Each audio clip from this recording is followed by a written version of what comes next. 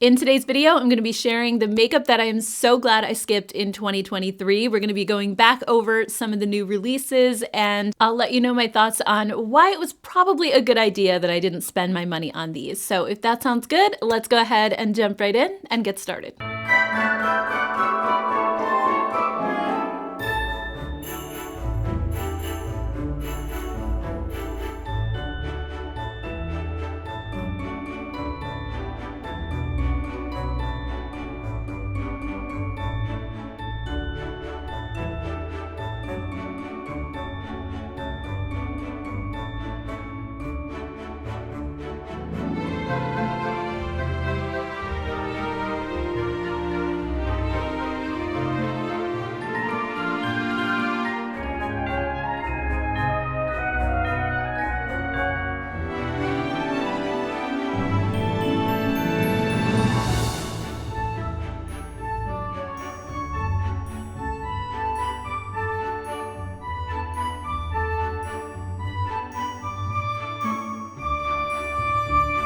All right, so I ended up going back all the way through Trend Mood's posts from January 1st of this year until now. And I feel like she's probably the best resource for new makeup releases. If something came out and she didn't post about it, it's very rare. So I kind of picked out and took screenshots of all of the things that I didn't buy that I'm glad I didn't buy. So they're going to be going in chronological order from what was released first through the more recent stuff. So I'm just going to scoot over a little bit.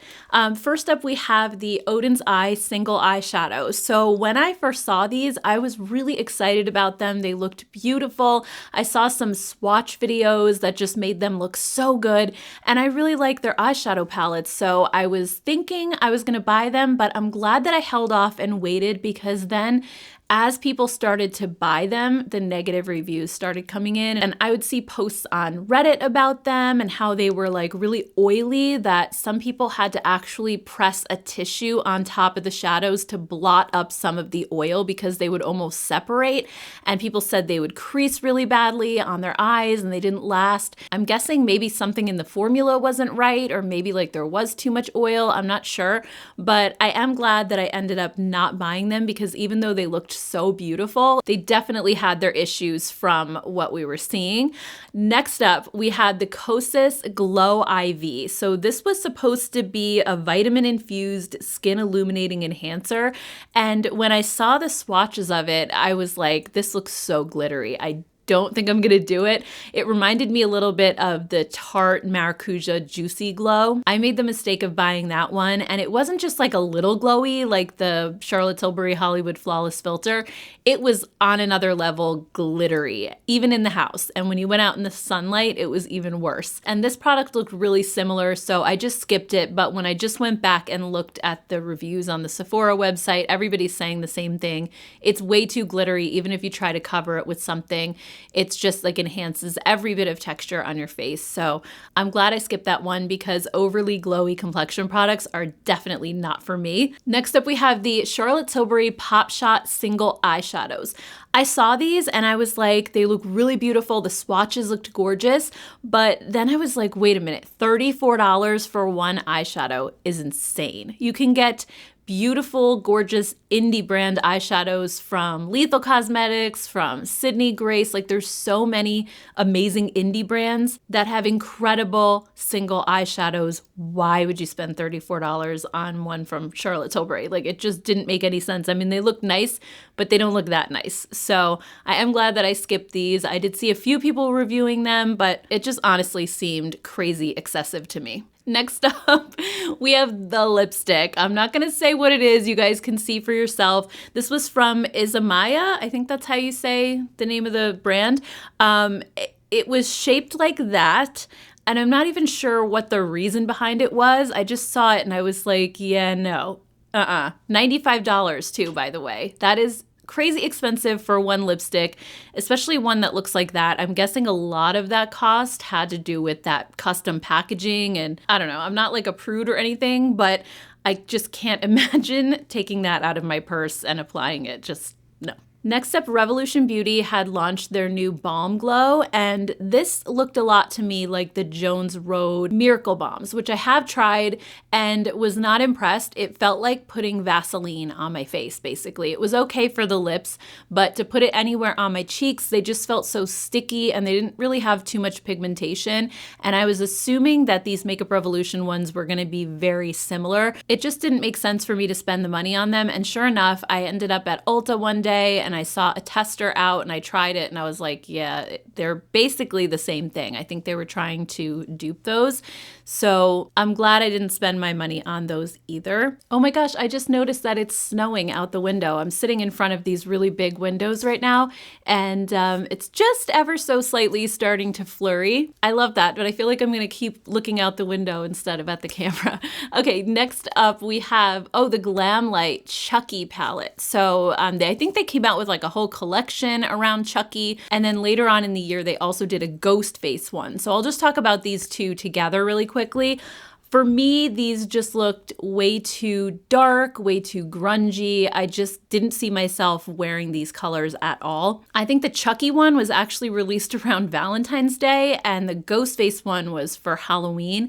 But I don't know, I felt like they were kind of similar to each other. And even though I liked that they were cool toned, it just was like way too dark for me, especially on my skin tone. I don't really wear heavy smoky eye makeup all that often. So for me, these were a really easy skip. Next up, we had the Cali Ray Endless Sunset palette. So when I first saw this, I thought, these colors are right up my alley. It's a face palette, so you have some cheek products mixed in there as well. And I generally like Cali Ray's products. I haven't really tried anything bad from them. So I was really thinking about getting this one, especially at this point it was March, so it was kind of heading into the spring and summer season. It looked like a fun travel palette. But the more I looked at it online, I looked at the swatches, I started to feel like maybe it's too light of a palette. I was just looking at the colors and thinking there's no depth to this at all. It might just make me look kind of washed out, even though I am more on the fair skin side. The eyeshadow colors just looked very, very boring and basic and like something that I have already in my collection 1,000 times over.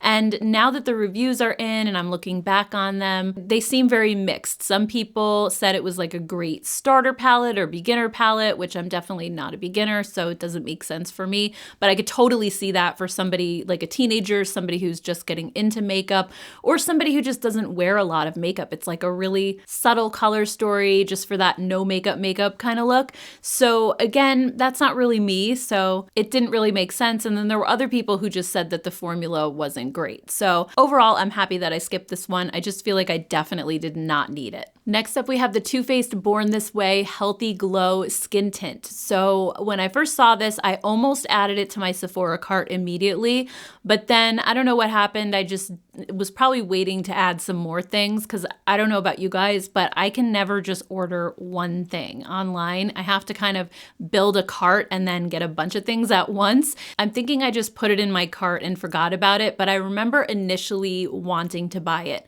And then a few weeks later, I was in store and I saw it in person and all of the bottles looked like they were separating already, which I thought was kind of weird because it wasn't an older product that had been sitting around forever. They had just put it out not that long ago and already you had to kind of shake the bottle to mix the ingredients together. I don't know why. It just made it less appealing to me. I know that separation doesn't necessarily mean that a product is bad, but it just made me wonder, is this formulated correctly? Why is it doing this? So at that moment, I decided I'm just not going to buy this.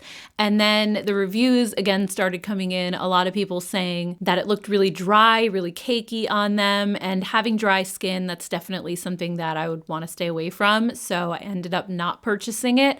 But I'm really curious if any of you guys have tried that formula. Let me know how it is down below. I don't really remember seeing a lot of YouTube reviews for it, so I'm not quite sure how people actually felt about that one. Next up, we have the Lawless Lavender One palette. So this one, I really was gonna buy. I thought it looked so beautiful. Again, I didn't hear a lot about it from influencers. I just happened upon it on the Sephora website. This also released like around mid-March, so it looked like it was gonna be the perfect springtime palette, but I was probably just waiting again to kind of build my cart. It was around the same time as the Too Faced Skin Tint when that launched, And I do remember with this one going back after there were some reviews out there and taking it out of my cart because so many people said it wasn't pigmented, that it was dusty and patchy. And I was really disappointed because I thought it just looked so pretty, and it's like a cute little small palette that would have been great for travel. I love the colors. It was very cool toned, but most of the reviews were negative. There were a couple of positive ones, but having never tried Lawless's eyeshadow formula before, I really wasn't sure what to go on, and they don't carry these in store by me, so I wasn't able to see them in person. And I just figured based on the reviews, it was probably a good idea to just skip it. But again, if you guys have tried this one and it's good, let me know. I definitely trust your opinion. I mean, I like Lawless's other products. I love their lip products and their blushes, but never tried their eyeshadows yet. Next up, at the end of March, Oma Beauty came out with these dual blushes, and I was pretty interested in them for a minute, but I didn't end up purchasing them for one reason or another, probably because I was drowning in blush. I remember this spring, there were so many new blush launches, and I felt like that was all I was buying and trying for a while. So when I saw these, I probably just figured, let me wait on them for a little bit.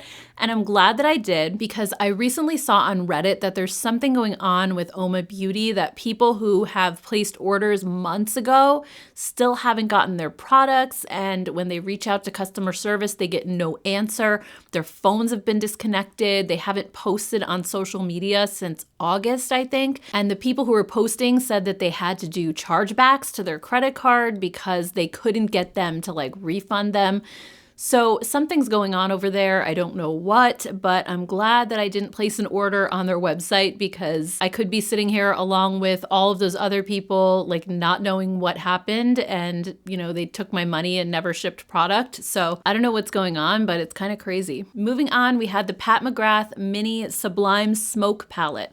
I saw this at Sephora. I was instantly thinking, okay, it's neutrals. I love neutrals. I love how it's a little bit smaller, not as expensive as her larger palettes.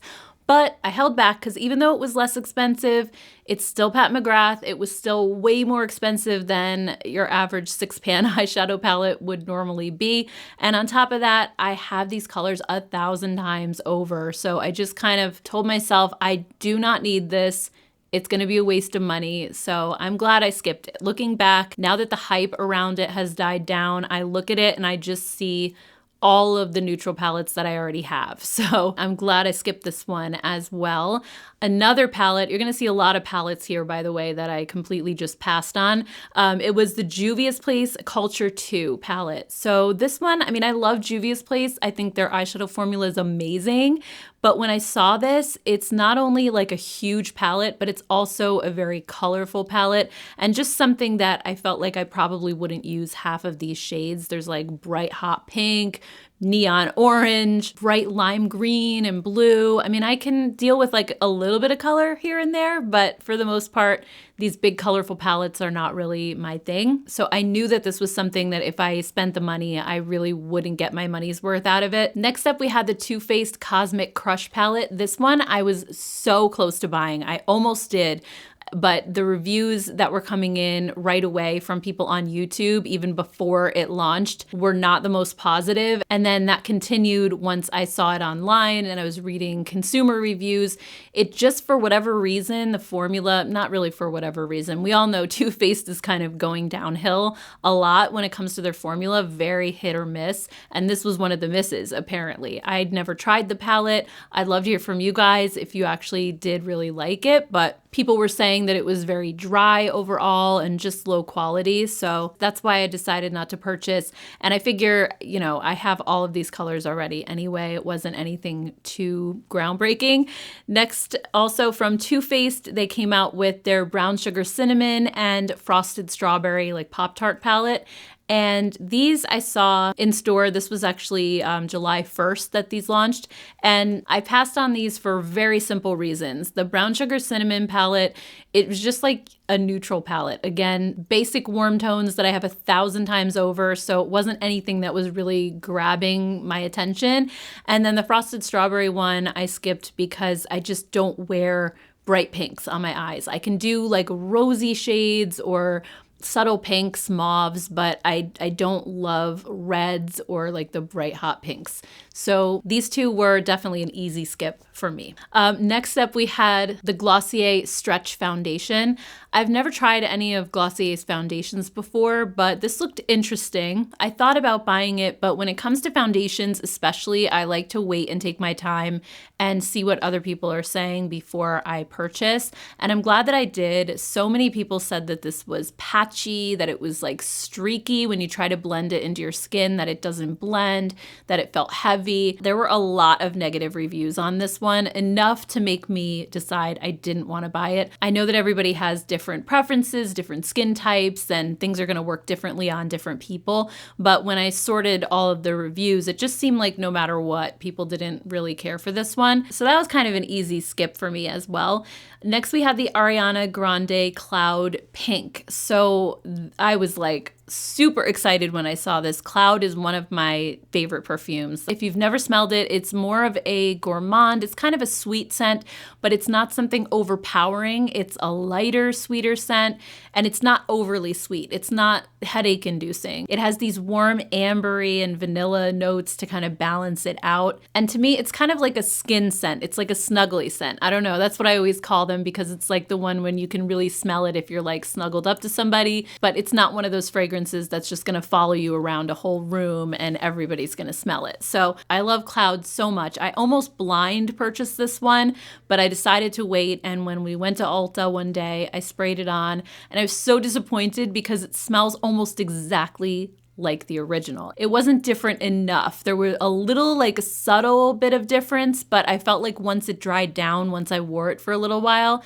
it was pretty much the same. So I ended up skipping this one. I was really hoping that it would be similar, but still have its own distinct smell, but it's way too close. Next up, we had the single eyeshadows from Merit. So these are another one that I'm really glad I waited on because the reviews were pretty negative across the board. I did see some videos, some influencers trying them who kind of made them work, but for the most part, I felt like consumers, when they were reviewing them on the Sephora website, everybody was kind of bashing them, saying they were super patchy, hard to blend and apply. I don't know, they just seemed to be way too much work, especially because if I'm using a single eyeshadow like that, I want it to be something I can just quickly slick on with a finger and go, like the ColourPop Super Shock shadows, something of that nature. I don't want to have to struggle with brushes and trying to blend a single shadow out. It just seemed like way too much effort to me. Next, we have Polite Society. So this just as a brand, I didn't try anything, and I'm kind of glad I didn't because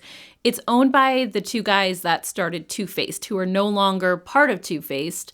They have this brand now, and I don't know, I just don't love their vibe. They've said and done some really off-color things in the past, and it's just not really a brand that I was interested in supporting. And when I looked at the products, they just, I don't know, they don't seem all that different from Too Faced in the way that they started out. It almost seemed like they're just trying to recreate the same brand over again, except this one looks like it's almost geared more toward younger, like teens and 20-somethings. So I just felt like this whole thing was kind of an easy skip for me. Next up, on August 29th, we had the Kosis Undressed palette. So this one, kind of similar to the Cali Ray one that I mentioned earlier, it just looks so basic. I mean, this one at least goes a little bit darker, which I'm glad of. But if you cover up the deepest shade in the bottom corner, the rest of the palette looks so light and kind of washed out. There's only one shimmer shade. It's a mostly matte palette, which is not my favorite either. And it's just another one of those palettes where if you have a makeup collection that's vast like I do, it really doesn't make sense to buy something like this because I have it a million times over. But I will say this might be a good palette for, again, like a beginner, somebody starting out, somebody who doesn't have a ton of neutrals in their collection already. Next up, we have the Urban Decay Naked Metal Mania palette. When I saw this come out, I have to say I just kind of like rolled my eyes because I feel like Urban Decay is beating the Naked thing to death, to the point where it doesn't even make sense anymore. You're talking about metal mania, like as in 80s metal bands, rock and roll. How is that Naked? You know, I think of a Naked palette as the original, like the first three they came out with, neutrals. And then over here you have like a Metal Mania palette I would think would be more glam and rock and roll and like really bold. And it just didn't make sense. On top of which, I looked at the color story and I was kind of like, it's boring. I think they could have done a lot more to make a heavy metal palette a bit more exciting. Not to mention, I'm not the biggest fan of their eyeshadow formula anymore. Back in the day, I did think that it was one of the best that was out there at the time. But now, having tried so many more, and just new brands are coming out all the time, and a lot of them have really stellar formulas, and Urban Decay has just never really updated theirs. Next up, in early September, we started seeing all the holiday releases come out, and Nars released their new cheek palette, All That Glitters. And I have to say, I'm sure this palette is amazing, but I have the one from last year, and to me, this looks so similar to that one. I just didn't feel like I needed to spend the money on the new one, especially when I haven't even really touched the one from last year. It's funny because I love the idea of cheek palettes, and when one comes out, I usually want to buy it immediately, but for some reason, I never reach for them. If I'm gonna wear blush, I usually just pick up a single blush, and I forget all about my cheek palettes. So when I saw this, I was like, I don't need another one, and most especially because I have last year's version and I know how often I use that one. So even though I really wanted this one, I held back. I also ended up skipping out on Pat McGrath's holiday collection. I thought these palettes looked beautiful. I thought the colors looked gorgeous. They have blushes included, which again, it's like a nice face palette, but $76 for the bigger ones is kind of insane to me. It's 9 eyeshadows and 2 blushes. It just seemed like a lot of money. And even the little 5 pans were almost $40. It just seemed like overkill, especially when I have a lot of these colors already. If there was something that really truly jumped out at me, I think I would have done it. But I also noticed that there were some mixed reviews on these, that some people felt like the formula wasn't quite there. I'm just that person that doesn't really feel like her eyeshadows are worth the extra money. I think they're fine, but they're not like so extraordinary that I need to pay all of that money, especially when there are indie brands who have amazing formulas for less. So I was tempted by these, I admit it, but I held back. In October, we saw the Natasha Denona Mini Trichrome palette launch, and this was an easy skip for me because this one is almost all blues, and I rarely wear blue eyeshadow, very once in a great while, but you know, I don't mind if there's a blue shade or something here and there in a palette, but a palette of all blue shades, I'm not likely to use at all. I did think that the multi-chrome shade in the palette looked beautiful, but I wasn't gonna buy it just for that. So I ended up just skipping that one. Also, we had the Patrick Ta Major Holiday palette. This had so much hype around it. It seemed like somebody had seen it in store, like a store had put it out early and it leaked on Trendmood, and everybody was scrambling to get this thing, and I kept seeing influencers reviewing it, but I didn't really see the appeal. Not the blushes. I feel like the blushes were really pretty and I liked those. It was more the eyeshadows. So there's 4 eyeshadows in there. They're all shimmer shades, and they're all very light shimmer shades for the most part. So it wasn't really something that you could build a look with. I would have preferred if he lost like the middle 2 blushes there and just added some more eyeshadows and just included one like cream blush and a powder blush. Then I would have considered buying it if there were some matte shades or a little bit more depth to the eyeshadows. But the way it is now, I just didn't see myself wearing it or using it. So I ended up just skipping out on this one. And then next we had the Haus Labs palettes. So they came out with 2 different versions, and I was excited when I heard they were coming out with palettes because I really love Haus Labs as a brand. Almost everything that I've tried has been really good.